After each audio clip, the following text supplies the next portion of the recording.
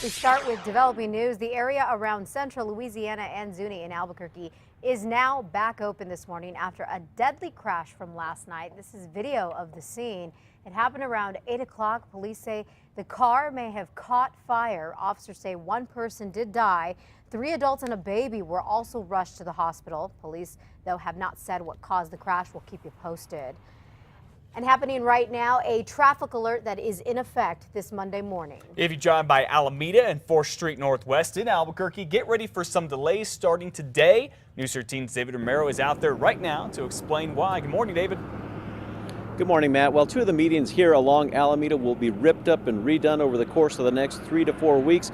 Bernalillo County officials say they're going to try and get it done as quickly as possible to eliminate any headaches for drivers coming through this area. Now, starting today through about May 17th, the Bernalillo County Parks and Recreation Department will be tearing out all that old landscaping in the medians and replacing it with more environmentally friendly shrubs. The new state-of-the-art irrigation system that's also going in is expected to save money and water. As for how the traffic will be affected, crews say only one inside lane going east and westbound along each side of the road on Alameda will be closed. Now, officials say timeliness is a major factor in jobs like these to complete them along major traffic routes. We're completing this project in-house, so that's with our own staff. So we're hoping to get them back to the regular duties as quickly as possible.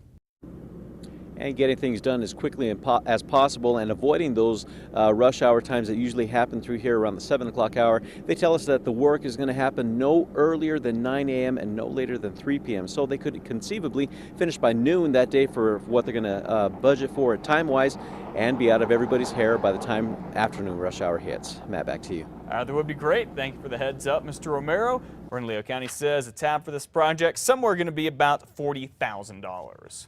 Well, should Bernalillo County's minimum wage go up to $8.50 an hour? That's what commissioners are probably going to talk about tomorrow. Some say this is a good idea, and others say, no, it's really the exact opposite. The New Mexico Business Coalition has been passing around a petition opposing the new minimum wage, saying it could actually put people out of a job. A business is left with no cost, or no option, but to reduce the hours or to lay people off, to let people go. And they raise the prices of their products to cover the increased expenses. The bigger argument that changing the minimum wage hurts business is simply false. We heard that argument here in Santa Fe. We now have the highest minimum wage in the country, and we've seen anything but economic hardship. Remember, Albuquerque's minimum wage went from $7.50 to $8.50 an hour at the beginning of this year. The legislature had a bill to do the same thing, but the governor vetoed it. Well, the bills keep on piling up at the Santa Fe Animal Shelter, all thanks to a former veterinarian who investigators say is a huge hoarder.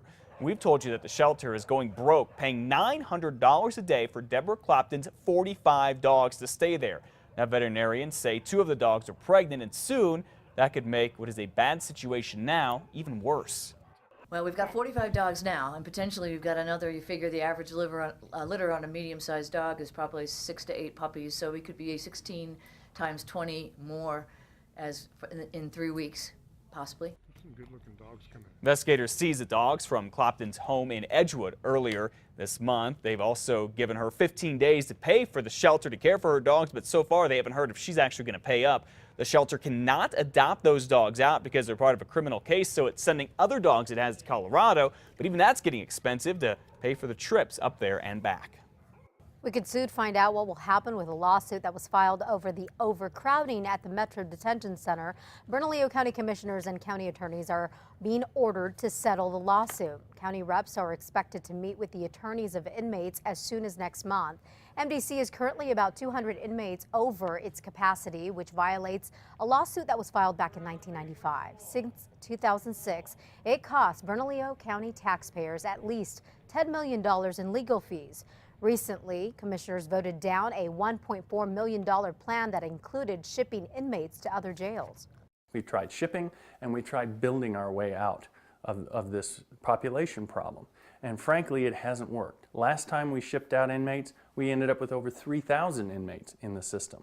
Somewhere we've got to put a stop to this. And right now, the courts are the answer to helping us fix the population problem.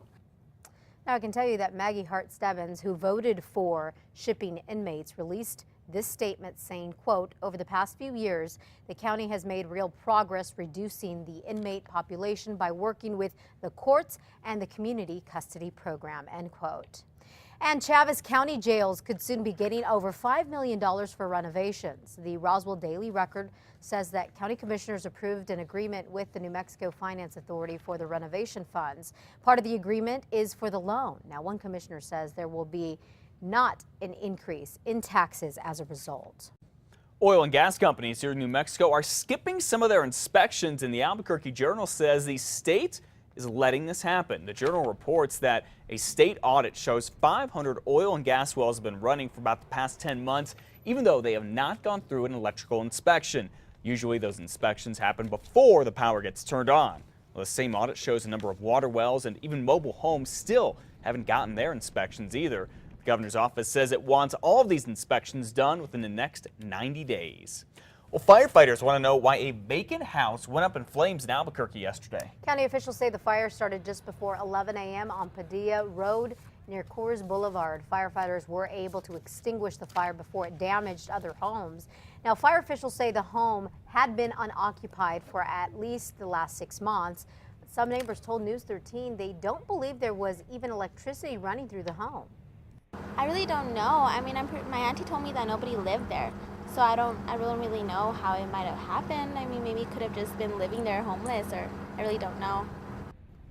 Investigators found bottles of liquid outside the home, but would not say how or if that will play a role in the investigation.